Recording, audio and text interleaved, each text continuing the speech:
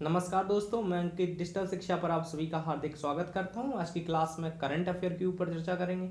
यह क्लास बेहद ही महत्वपूर्ण है। यदि आप चैनल पर नए हैं तो चैनल को सब्सक्राइब जरूर करें। और हाँ, UP triple S C PET को विशेष तौर पे ध्यान में रख के यह क्लास बनाई गई है, इसलिए आप क्लास को पूरा देखिएगा। यदि आपको क्लास पसंद आए तो चैनल को सब्सक्राइब जरूर करें। देखिए, पहले क्वेश्चन के ऊपर चर्चा करते हैं कि ब्लैक राइनो की संरक्षण के लिए वन्य जीव संरक्षण बॉन्ड किसके द्वारा जारी किया जाता है। क्या यह विश्व बैंक के द्वारा जारी किया जाता है, या फिर IMF के द्वारा, या WTO के द्वारा, या फिर IUCN के द्वारा। बताइएगा कि ब्लैक राइनो की संरक्षण के लिए जो वन्य जीव बॉन्ड है वो किसके द्वारा जारी किया जाता है। तो आप बताएंगे भैया, जो वन्य जीव संरक्षण के लिए वन्य जीव संरक्षण बॉन्ड है वो विश्व बैंक के द्वारा जारी किया जाता है। लेकिन हमारे क्वेश्चन का तो आंसर यही है, लेकिन हम आगे की चीज देखते हैं, क्योंकि यह क्लास व्याख्या वाली क्लास है, संपूर्ण रूप से चर्चा वाली क्लास है। देखिए, विश्व बैंक के वर्तमान अध्यक्ष आपसे पूछे जाए तो आप बताएंगे भैया, जो विश्व बैंक के वर्तमान अध्यक्ष हैं वो अजय बंगा हैं। याद रखिए, तो विश्व बैंक के वर्तमान में अध्यक्ष कौन है, तो आप बताएंगे विश्व बैंक के वर्तमान में अध्यक्ष अजय बंगा हैं। ठीक है, लेकिन IMF एक यह भी आपके लिए महत्वपूर्ण रखता है कि IMF का मुख्यालय कहाँ है, यानी कि IMF का जो हेडक्वार्टर है वो कहाँ है। तो आप बताएंगे जो IMF है उसका हेडक्वार्टर वॉशिंगटन DC में है। कहाँ है, तो आप बताएंगे वॉशिंगटन DC में IMF का हेडक्वार्टर है। तो वहीं विश्व बैंक की आप बताएंगे विश्व बैंक के अध्यक्ष की बात करते हैं तो अजय बंगा हैं। ब्लैक राइनो के संरक्षण के लिए वन्य जीव बॉन्ड जारी किसने किया, तो आप बताएंगे विश्व बैंक के द्वारा यह जारी किया गया है। ठीक है, याद रखिए। और एक चीज याद रखिए, यह क्लास विशेष तौर पे पैट वालों के लिए है, क्योंकि इसमें पिछले भी प्रश्न है। पिछले एक साल के प्रश्न हम आपका रिवीजन करवाएंगे आगे की आने वाली 4 से 5 क्लासों में। उसके बाद हम क्या करेंगे, बीच बीच में इन 4-5 क्लासों के बीच में हम कुछ क्लासें टॉपिक वाइज करंट अफेयर भी देंगे, वो अलग से हैं। ठीक है, याद रखिएगा। क्लास बेहद ही महत्वपूर्ण, बेहद ही महत्वपूर्ण सेशन है। धीरे धीरे हम आपके लिए क्वेश्चनों की संख्या बढ़ाएंगे। याद रखिए, यदि आप चैनल पर नए हैं तो चैनल को सब्सक्राइब भी करें। ठीक है, आइए क्वेश्चन नंबर 2 के ऊपर चर्चा करते हैं कि प्रवासी भारतीय सम्मेलन 2023 का आयोजन कहाँ हुआ। तो प्रवासी भारतीय सम्मेलन 2023 का आयोजन क्या है, आगरा में हुआ, या फिर नागपुर में हुआ, इंदौर में हुआ, या फिर जयपुर में हुआ। तो प्रवासी भारतीय सम्मेलन 2023 का जो आयोजन है आप बताएंगे इंदौर में हुआ। लेकिन सबसे बड़ी बात, यहां से एक और क्वेश्चन पूछा जा सकता है कि यह अपने क्रम का कौन सा है आयोजन है, तो आप बताएंगे अपने क्रम का 17वां आयोजन है। लेकिन एक और क्वेश्चन पूछा जा सकता है कि प्रवासी भारतीय सम्मेलन 2023 जिसका आयोजन इंदौर में हुआ, इसमें मुख्य अतिथि के तौर पे कौन थे, तो आप बताएंगे गुयाना के राष्ट्रपति। कहाँ के, तो आप बताएंगे गुयाना के राष्ट्रपति मोहम्मद इरफान इसमें मुख्य अतिथि के तौर पे आए थे। याद रखिए। ठीक है, तो प्रवासी भारतीय सम्मेलन 2023 का आयोजन इंदौर में हुआ। अपने क्रम का यह 17वां आयोजन होता है। इसमें मुख्य अतिथि के तौर पे गुयाना के राष्ट्रपति मोहम्मद इरफान आए थे। याद रखिएगा। ठीक है, आइए आगे के क्वेश्चन के ऊपर चर्चा करते हैं कि दक्षिण अफ्रीका में आयोजित अंडर नहीं है, ये सही करिएगा, अंडर 19 महिला T20 विश्व कप 2023 का खिताब किसके द्वारा जीता गया। क्या इंग्लैंड के द्वारा, भारत के द्वारा, दक्षिण अफ्रीका के द्वारा, या फिर ऑस्ट्रेलिया के द्वारा। देखिए कि अंडर 19, सबसे पहले क्वेश्चन तो यही है कि अंडर 19 महिला T20 विश्व कप का आयोजन कहाँ हुआ।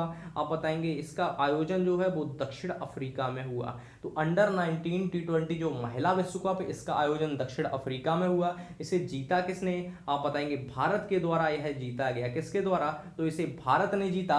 किसे हरा के जीता, तो आप बताएंगे इंग्लैंड को हरा के जीता। कहते हैं इंग्लैंड इसमें क्या है, तो आप बताएंगे इंग्लैंड इसमें उपविजेता है और यह भारत के द्वारा जीता गया। इसका आयोजन दक्षिण अफ्रीका में होता है। यह अंडर 19 महिला विश्व कप है। ठीक है, याद रखिएगा। आइए आगे के क्वेश्चन के ऊपर चर्चा करते हैं। ठीक है, देखिए आगे का क्वेश्चन है कि 71वां मिस यूनिवर्स 2022 का जो विजेता है वो कौन है, आर बॉनी ग्रेवियल। एक क्वेश्चन यहीं से बनता है कि 71वां मिस यूनिवर्स 2022 का खिताब किसने जीता, तो आप बताएंगे आर बॉनी ग्रेवियल के द्वारा यह खिताब जीता गया। लेकिन क्वेश्चन में आपसे पूछा गया इनका संबंध किस देश से है, तो आप बताएंगे जो 71वां मिस यूनिवर्स है, क्रम याद रखिएगा, 71वां Miss Universe R'Bonney Gabriel के द्वारा जीता गया। ये कहाँ की आप बताएंगे, यूएसए की रहने वाली हैं। लेकिन यहीं से एक क्वेश्चन पूछे कि बताइए 17वां मिस यूनिवर्स, जो 17वां मिस यूनिवर्स उसका खिताब किसने जीता, यह ज्यादा महत्वपूर्ण है आपसे 71वें के हिसाब से। तो आप बताएंगे जो 17वां मिस यूनिवर्स है इसका जो खिताब है हरनाज संधू के द्वारा जीता गया। आप बताएंगे हरनाज संधू कहाँ की रहने वाली हैं, आप सभी को पता है आप भारत की रहने वाली हैं, ठीक है, आप सभी को पता है भारत की रहने वाली हैं, लेकिन भारत में कहाँ से, तो आप बताएंगे है चंडीगढ़ की रहने वाली हैं हरनाज संधू। याद रखिए तो 71वां मिस यूनिवर्स 2022 की विजेता आर बॉनी ग्रेवियल का संबंध यूएसए से है, जबकि 70वीं मिस यूनिवर्स विजेता हरनाज संधू जिनका संबंध भारत से और यह भारत के चंडीगढ़ में रहने वाली हैं, ठीक है, याद रखिएगा। आगे के क्वेश्चन के ऊपर देखते हैं कि राइट टू साइट विजन। आगे का क्वेश्चन है कि राइट टू साइट विजन के उद्देश्य से अंधता नियंत्रण पॉलिसी लागू करने वाला भारत का पहला राज्य कौन है।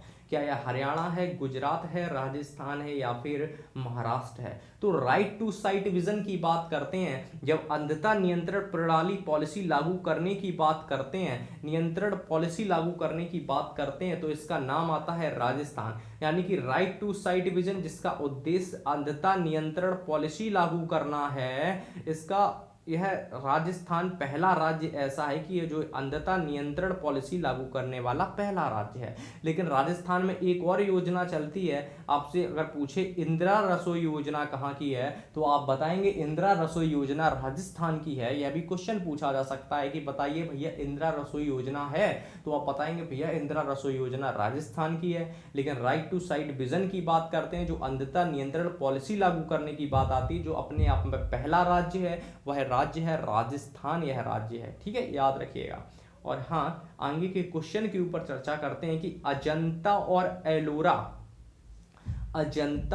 एलोरा अंतरराष्ट्रीय फिल्म फेस्टिवल में किस फिल्म को गोल्डन कैलाश अवार्ड प्रदान किया गया। क्या यह नानेरा को प्रदान किया गया, कोली एशरू को प्रदान किया गया, अपराजिता को प्रदान किया गया, या इनमें से कोई नहीं, नन ऑफ दीज, बताइएगा। तो याद रखिएगा जो अजंता एलोरा अंतरराष्ट्रीय फिल्म फेस्टिवल है जिसमें गोल्डन कैलाश अवार्ड प्रदान किया गया है, नानेरा को प्रदान किया गया है। और नानेरा कहाँ की फिल्म है, तो आप बताएंगे यह राजस्थान की फिल्म है, राजस्थान राज्य की यह फिल्म होती है नानेरा, ठीक है। तो नानेरा जो कि राजस्थान की फिल्म होती है, नानेरा कहाँ की, तो आप बताएंगे राजस्थान की फिल्म है नानेरा, और नानेरा को गोल्डन कैलाश अवार्ड प्रदान किया गया है। याद रखिएगा, बेहद ही महत्वपूर्ण है। और हाँ, एक चीज और याद रखिए, चैनल को सब्सक्राइब करना, यदि आप चैनल पे नए हैं तो चैनल को सब्सक्राइब जरूर करें और वीडियो को लाइक जरूर करें और कमेंट करके अपना फीडबैक अवश्य देते रहें, ठीक है, याद रखिए। आगे का क्वेश्चन जो आपसे है बेहद ही महत्वपूर्ण क्वेश्चन है कि संघाई सहयोग संगठन, क्वेश्चन है संघाई सहयोग संगठन के शिखर सम्मेलन का मेजबानी किस देश को इस बार दी गई है। क्या यह चीन या फिर रूस या फिर ईरान या फिर भारत के पास। तो सबसे पहली बात है कि संघाई सहयोग संगठन, इसकी स्थापना कब हुई, तो आप बताएंगे संघाई सहयोग संगठन की स्थापना 1996 में हुई है, ठीक है। तो संघाई सहयोग संगठन की स्थापना 1996 में हुई। इसका मुख्यालय कहाँ है, तो आप बताएंगे इसका मुख्यालय बीजिंग में इसका मुख्यालय स्थित होता है, ठीक है। तो संघाई सहयोग संगठन जिसकी स्थापना 1996 में हुई, जिसका मुख्यालय बीजिंग में स्थित होता है, इसका नया सदस्य देश कौन सा है, तो आप बताएंगे जो संघाई सहयोग संगठन है इसका जो नया सदस्य है वो ईरान है, ठीक है। तो संघाई सहयोग संगठन का नया सदस्य कौन है, ईरान इसका नया सदस्य है। लेकिन संघाई सहयोग संगठन की जो मेजबानी है वो किसके पास है, क्वेश्चन ये है। तो आप बताएंगे क्वेश्चन के अनुसार आपका आंसर भारत है कि संघाई सहयोग संगठन की मेजबानी इस बार की 2023 की जो मेजबानी है वो भारत के पास है, ठीक है। क्वेश्चन कहीं से भी पूछे आंसर जरूर मिलेगा। संघाई सहयोग संगठन जिसकी स्थापना 1996 में हुई, याद रखिएगा, इसका मुख्यालय बीजिंग में है। इसमें नया देश पूछे कि बताइए हाल ही में जो नया देश शामिल हुआ है वो कौन सा है, तो आप बताएंगे इसमें जो नया देश शामिल हुआ है वो ईरान इसमें शामिल हुआ है, ठीक है। तो इसमें ईरान शामिल हुआ है, ठीक है, याद रखिएगा। एक और चीज़ आपसे पूछे कि संघाई सहयोग संगठन के शिखर सम्मेलन का मेजबान देश कौन सा है, तो आप बताएंगे इसका मेजबान देश भारत है, ठीक है, याद रखिएगा, बेहद ही महत्वपूर्ण है। अब देखिए युद्ध अभ्यास के ऊपर चर्चा करते हैं, ठीक है। युद्ध अभ्यास के ऊपर चर्चा करते हैं। प्रमुख युद्ध अभ्यास, सबसे पहले आपसे पूछा जा सकता है कि तर्कस तर्कस किन दो देशों के मध्य किया जाता है, तो आप बताएंगे जो तर्कस युद्ध अभ्यास है वो इंडिया, जाहिर सी बात है इंडिया और किसके मध्य किया जाएगा, यानी कि भारत और यूएसए के मध्य तर्कस युद्ध अभ्यास किया जाता है। ठीक है, तो तर्कस किसके मध्य, तो आप बताएंगे भारत और यूएसए के मध्य तर्कस किया जाता है। लेकिन जब धर्म गार्जियन की बात आती है तो कहते हैं धर्म गार्जियन किसके मध्य, तो आप बताएंगे भारत, किसके मध्य, भारत और जापान के मध्य किया जाता है धर्म गार्जियन। ठीक है, तो धर्म गार्जियन किसके मध्य, तो आप बताएंगे भारत और जापान के मध्य किया जाता है। लेकिन आगे आपसे पूछा है भैया डस्टतलिक युद्ध अभ्यास है वो किसके मध्य, आप बताएंगे डस्टतलिक युद्ध अभ्यास है वो इंडिया यानी कि भारत और उज्बेकिस्तान के मध्य किया जाता है। ठीक है, तो डस्टतलिक युद्ध अभ्यास है वो भारत और उज्बेकिस्तान के मध्य किया जाता है। तो वहीं फ्रिंजेक्स की जब आप बात करते हैं, जो फ्रिंजेक्स अपने नाम से ही स्पष्ट हो रहा है कि फ्रिंजेक्स का मतलब फ्रांस, आगे फा लगा हुआ है तो आप समझ जाइए कि फ्रांस की बात हो रही है। तो फ्रिंजेक्स जो युद्ध अभ्यास है वो भारत और फ्रांस के मध्य यह युद्ध अभ्यास किया जाता है। ठीक है, तो तर्कस की हमने बात की, तर्कस इंडिया और यूएसए की बात करी है। तर्कस किसके मध्य, तो भारत और यूएसए के मध्य होता है। कहते हैं भारत और जापान के मध्य धर्म गार्जियन होता है। ठीक है, भारत और किसके मध्य, कहते हैं उज्बेकिस्तान के मध्य क्या होता है, डस्टतलिक युद्ध अभ्यास होता है। कहते हैं भारत और फ्रांस के मध्य फ्रिंजेक्स युद्ध अभ्यास होता है। ठीक है, याद रखिएगा। और एक चीज़ याद रखिएगा, चैनल को सब्सक्राइब जरूर करें। यदि आपको यह क्लास पसंद आ रही हो तो एक बार अवश्य चैनल को सब्सक्राइब करें, वीडियो को लाइक करें और ज़्यादा से ज़्यादा शेयर जरूर करें। ठीक है, आइए आगे की ओर चर्चा करते हैं कि 15वां हॉकी विश्व कप 2023 की विजेता टीम कौन सी है, तो आप बताएंगे जो 2023 की जो विजेता टीम है वो कौन सी है, और उपविजेता के ऊपर भी हम चर्चा करेंगे। ठीक है, बताइए क्या है, जर्मनी है या फिर बेल्जियम है, नीदरलैंड है या फिर ऑस्ट्रेलिया है, बताइएगा। तो 15वां हॉकी विश्व कप 2023 की उपविजेता टीम पूछी गई है, तो आप बताएंगे जो 15वां हॉकी विश्व कप है जिसका आयोजन उड़ीसा के राउरकेला में हुआ। कहाँ पे हुआ, तो आप बताएंगे इसका जो आयोजन है वो उड़ीसा के कहाँ, बताएंगे राउरकेला में इसका आयोजन हुआ है। और इसे जीता किसने, तो आप बताएंगे जर्मनी के द्वारा इसे जीता गया है। लेकिन किसे हरा के जीता गया है, क्योंकि हमसे क्वेश्चन में पूछा उपविजेता, तो आप बताएंगे यह जो जीता गई है वो बेल्जियम के द्वारा, सॉरी इसमें जो उपविजेता है वो बेल्जियम है, इसमें विजेता जर्मनी है। इसका आयोजन कहाँ हुआ, तो आप बताएंगे उड़ीसा के राउरकेला में इसका आयोजन हुआ है। ठीक है, आइए आगे के क्वेश्चन के ऊपर चर्चा करते हैं। एक चीज़ अवश्य याद रखिए, चैनल को सब्सक्राइब जरूर करें, वीडियो को लाइक करें, कमेंट करके अपना फीडबैक अवश्य दें। और यह क्लास विशेष तौर पे UPSSC पैट के लिए है। देखिए आगे के क्वेश्चन में कहा गया कि ऑस्ट्रेलियाई ओपन 2023 के मिक्स्ड डबल्स के विजेता कौन है, या सानिया मिर्जा और रोहन बोपन्ना है, या लुइस स्टेफनी और राफेल मेंटोस हैं, या डिज़ायर क्लासिक या फिर नियर स्कूप हैं, या इनमें से कोई नहीं। तो याद रखिएगा कि ऑस्ट्रेलियन ओपन 2023 के जो मिक्स्ड डबल्स के विजेता हैं वो लुइस स्टेफनी और राफेल मेंटोस हैं। लेकिन आपके लिए सबसे ज़्यादा महत्वपूर्ण है ऑस्ट्रेलियन ओपन पुरुष वर्ग, यह किसके द्वारा जीता गया, तो आप बताएंगे जो ऑस्ट्रेलियन ओपन पुरुष वर्ग है या नोवाक जोकोविच के द्वारा जीता गया। तो वहीं पे महिला वर्ग की बात आती है, तो महिला वर्ग किसके द्वारा जीता गया, तो आप बताएंगे आर्याना सेवलेंका के द्वारा यह जीता गया। ठीक है, तो ऑस्ट्रेलियन ओपन 2023 मिक्स्ड डबल जीता जाता है लुइस स्टेफनी और राफेल मेंटोस के द्वारा। जबकि पुरुष वर्ग की बात आती है तो पुरुष वर्ग नोवाक जोकोविच के द्वारा जीता जाता है, और महिला वर्ग की बात आती है तो महिला वर्ग जीता जाता है आर्याना सेवलेंका के द्वारा यह जीता जाता है। ठीक है, देखिए एक क्वेश्चन अवश्य आता है ऑस्ट्रेलियन ओपन से, तो सबसे ज़्यादा चांस रहते हैं पुरुष वर्ग और महिला वर्ग के आने के। ठीक है, देखिए आर्थिक सर्वेक्षण 2022 और 23 के अनुसार वर्ष 2023 से 24 में भारत की आर्थिक विकास दर कितनी अनुमानित की गई है, क्या यह 6.4 या फिर 6.5 या फिर 6.6 या फिर 6.7, तो आप बताएंगे जो आर्थिक सर्वेक्षण है वह अनुमानित दर है वर्ष 23 और 24 के लिए वो 6.5 है। ठीक है, कितनी है, तो आप बताएंगे 6.5 है। लेकिन इसे पेश कौन करता है आर्थिक सर्वेक्षण को, तो आप बताएंगे वित्त मंत्रालय के द्वारा यह पेश करी जाती है। और यह इसमें मुख्य आर्थिक सलाहकार, इसमें मुख्य आर्थिक सलाहकार कौन है? तो आप बताएंगे अनंत नागेश्वर इसके मुख्य आर्थिक सलाहकार हैं इस समय, याद रखिएगा। तो आर्थिक सर्वेक्षण 2022-23 के अनुसार 2023 से 24 के मध्य भारत की जो विकास दर है वो 6.5 है। वित्त मंत्रालय के द्वारा यह पेश करी जाती है, ठीक है। और वित्त मंत्रालय में इस समय आर्थिक सलाहकार कौन है? तो आप बताएंगे अनंत नागेश्वर हैं। इस समय भारत की 23-24 अनुमानित दर क्या है? तो आप बताएंगे 6.5 है, याद रखिएगा। बेहद ही महत्वपूर्ण डाटा है और कंटेंट आप खुद ही देख चुके हैं कितना महत्वपूर्ण है, कितना ज़्यादा महत्वपूर्ण है आप सभी के लिए। इसलिए चैनल को ज़रूर सब्सक्राइब करें, यदि चैनल पर नए हैं तो चैनल को अवश्य सब्सक्राइब करें, ज़्यादा से ज़्यादा शेयर जरूर करें। देखिए आगे का क्वेश्चन है कि इंडियन ऑयल कॉरपोरेशन द्वारा पहली बार एविएशन गैस का निर्यात किसे किया गया है? ठीक है, याद रखिए यहाँ पे किसे है, किसे किया गया है? क्या ऑस्ट्रेलिया को, मॉरिशस को, पपुआ न्यू को या फिर मालदीव को? तो याद रखिए इंडियन ऑयल कॉरपोरेशन की बात आती है तो एविएशन गैस के निर्यात की बात आती है तो यह जो निर्यात है वो पपुआ न्यू गिनी को किया गया है। तो ऑस्ट्रेलियन ओपन कॉरपोरेशन द्वारा पहली बार एविएशन गैस का जो निर्यात है वो पपुआ न्यू गिनी को किया गया है, ठीक है, याद रखिएगा। किसे किया गया?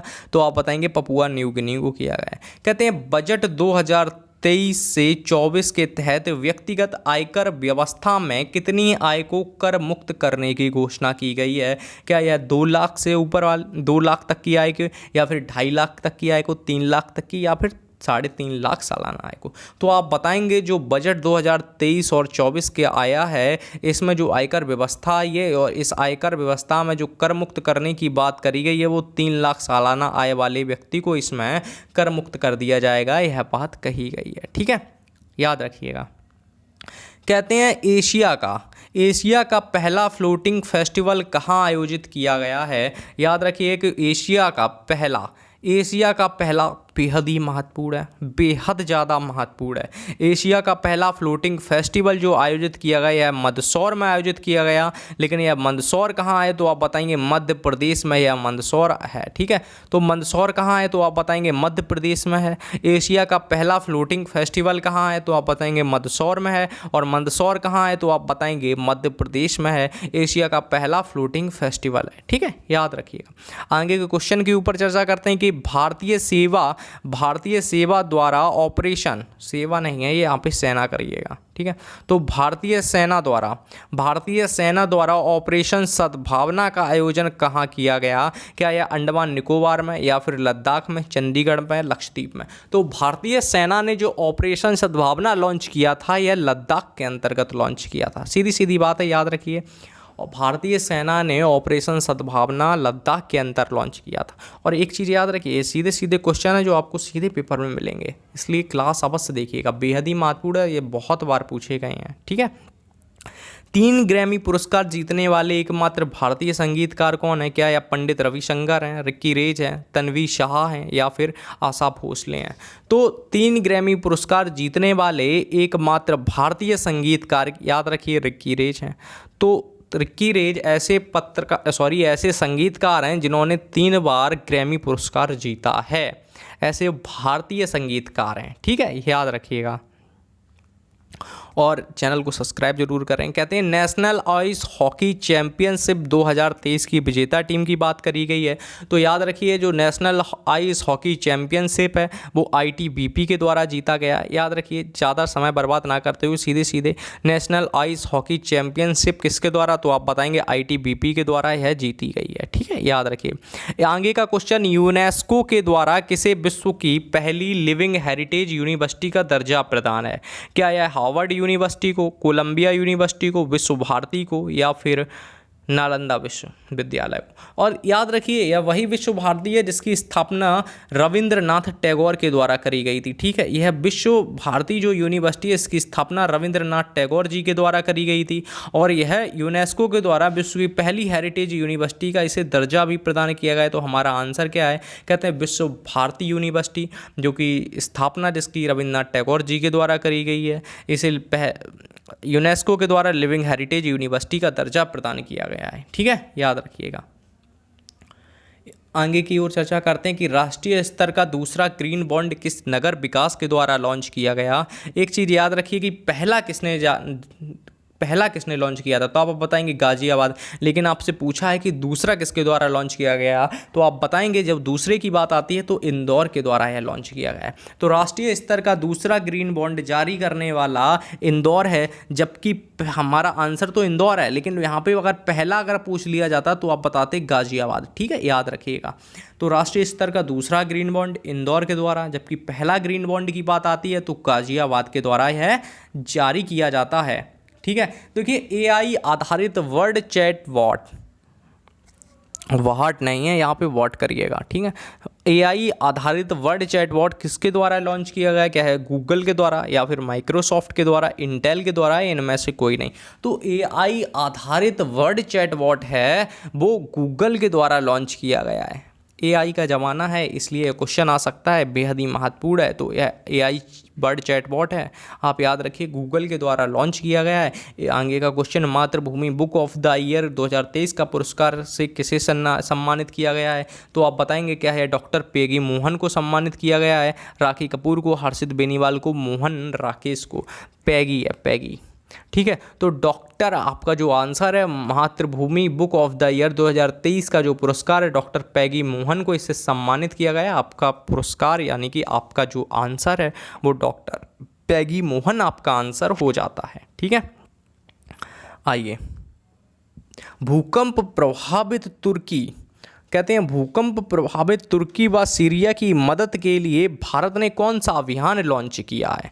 तो आप याद रखिए कि जो भूकंप प्रभावित तुर्की व सीरिया की मदद के लिए भारत ने जो ऑपरेशन लॉन्च किया था वो ऑपरेशन दोस्त लॉन्च किया था। आप सभी को याद होगा, लेकिन अगर मैं यहाँ से पूछूँ, ऑपरेशन गंगा भी काफ़ी चर्चित रहता है, अभी आपसे पूछा जा सकता है ऑपरेशन गंगा कब लॉन्च किया गया, तो आप बताएंगे जब यूक्रेन की बात आती है तो ऑपरेशन गंगा। ऑपरेशन दोस्त कब लॉन्च किया गया, जब तुर्की की बात आती है ऑपरेशन दोस्त लॉन्च किया गया है। ठीक है, याद रखिए।